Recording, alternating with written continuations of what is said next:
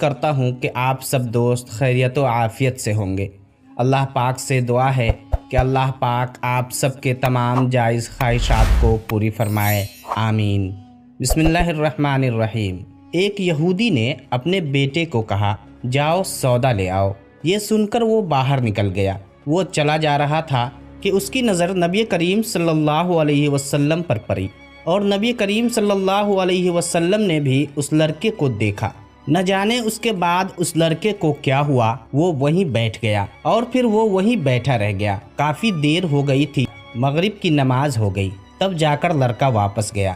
باپ نے اس سے پوچھا، ارے نادان، اتنی دیر تک کہاں رہے؟ تو بڑا نادان اور پاگل ہے، میں نے کہا بھی تھا جلدی آنا، پھر بھی تم اتنی دیر کر کے آئے ہو، تم تو خالی ہاتھ ہی واپس آ گئے ہو۔ لڑکے کو باپ کے لہجے سے پتہ چل گیا کہ وہ بہت غصے میں ہے۔ وہ نیچی آواز میں بولا، سودا تو میں خرید چکا ہوں، تو کہاں ہے سودا تیرے پاس؟ کیا پاگل آدمی ہو تم؟ میں نے تجھے سودا لینے بھیجا تھا، سودا تمہارے پاس ہے نہیں اور کہتا ہے خرید چکا ہوں۔ لڑکے نے کہا، بابا یقین کریں، سودا خرید آیا ہوں۔ تو پھر دکھا، کہاں ہے سودا؟ یہ سن کر بیٹے نے ٹھنڈی آہ بھری اور کہا، کاش آپ کے پاس وہ آنکھ ہوتی تو آپ کو دکھاتا میرا سودا کیا ہے۔ بابا میں آپ کو کیا بتاؤں، میں کیا سودا خرید لایا ہوں؟ باپ نے کہا، چل چھوڑ، رہنے دے۔ پھر وہ لڑکا روز نبی کریم صلی اللہ علیہ وسلم کی خدمت میں بیٹھنے لگا۔ وہ یہودی کا اکلوتا بیٹا تھا، بہت پیارا تھا، اس لیے باپ نے اسے کچھ نہ کہا۔ کچھ دنوں بعد لڑکا بہت بیمار ہو گیا، کافی دن بیمار رہا۔ بیماری کی وجہ سے اتنا کمزور ہو گیا کہ کروٹ لینا مشکل ہو چکی تھی۔ چند دنوں میں ہی وہ قریب المرگ ہو گیا۔ وہ ہر وقت نبی کریم صلی اللہ علیہ وسلم کو یاد کرتا رہتا۔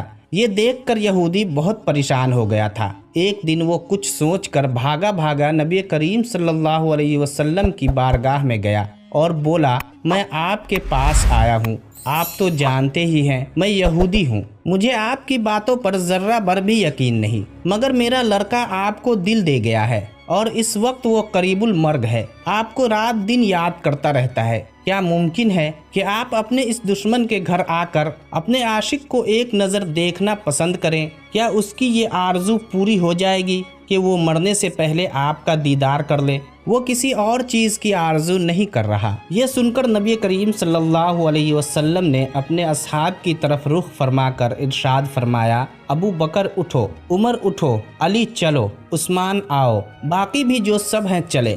سب اٹھ کھڑے ہوئے۔ وہ بھی نبی کریم صلی اللہ علیہ وسلم کے اس عاشق کا دیدار کرنا چاہتے تھے۔ یہودی کے گھر پہنچے تو لڑکے کی آنکھیں بند تھی۔ نبی کریم صلی اللہ علیہ وسلم کا سراپا کرم ہی کرم ہے۔ لڑکے کی پیشانی پر آپ صلی اللہ علیہ وسلم نے اپنا دست اقدس رکھا تو فوراً ہی لڑکے کی آنکھیں کھل گئی، جیسے زندگی لوٹ آئی ہو۔ اس کے جسم میں طاقت آ گئی، ناتوانی میں جوانی آئی۔ آنکھیں کھولی تو رخ مصطفیٰ صلی اللہ علیہ وسلم پر نظر پڑی تو ہلکی سی چہرے پر مسکراہٹ آئی، اس کے لب کھل گئے، مسکراہٹ پھیل گئی۔ یہ دیکھ کر نبی کریم صلی اللہ علیہ وسلم نے فرمایا، بس اب کلمہ پڑھ لو۔ لڑکا اپنے باپ کا منہ تکنے لگا تو یہودی بولا، میرا منہ کیا تکتا ہے؟ ابو القاسم محمد ابن عبداللہ صلی اللہ علیہ وسلم جو کہتے ہیں وہی کر لو۔ یہ سنتے ہی لڑکا بولا، یا رسول اللہ صلی اللہ علیہ وسلم، میرے پاس تو کچھ بھی نہیں ہے۔ آپ صلی اللہ علیہ وسلم نے فرمایا، بس تم کلمہ پڑھو، میں جانوں اور جنت جانے، تم میرے ہو جاؤ، جنت میں لے جانا میرا کام ہے۔ لڑکے نے فوراً کلمہ پڑھا۔ جب اس کے منہ سے نکلا محمد رسول اللہ تو اسی وقت اس کی روح پرواز کر گئی۔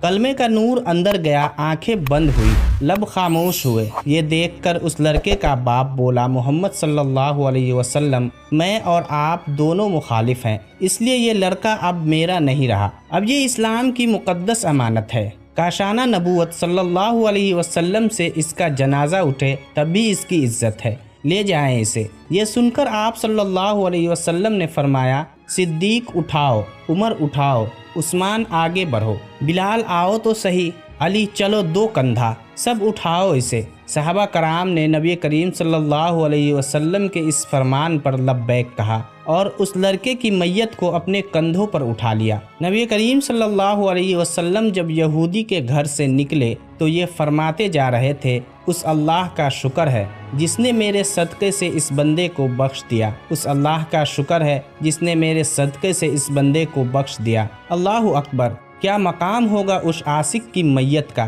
جسے علی، عثمان، ابو بکر صدیق، عمر بن خطاب، بلال حبشی رضی اللہ تعالی عنہما جیسی شخصیات کندھا دے کر لے جا رہی ہو، اور آگے آگے نبی کریم صلی اللہ علیہ وسلم ہو۔ قبر تیار ہوئی، کفن پہنایا گیا، نبی کریم صلی اللہ علیہ وسلم قبر کے اندر تشریف لے گئے، قبر میں کھڑے ہوئے اور کافی دیر کھڑے رہے، پھر اپنے ہاتھوں سے اس عاشق کی میت کو اندر اتارا۔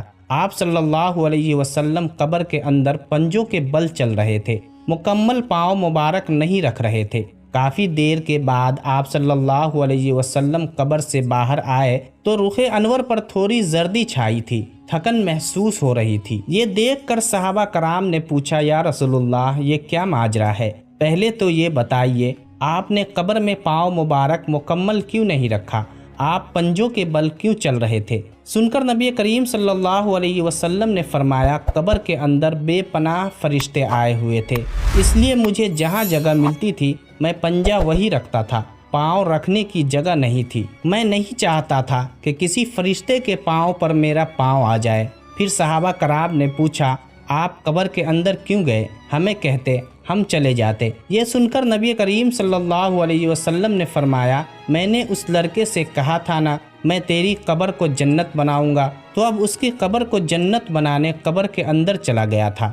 صحابہ کرام نے اگلا سوال کیا، پھر آپ صلی اللہ علیہ وسلم اتنے تھکے ہوئے کیوں ہیں؟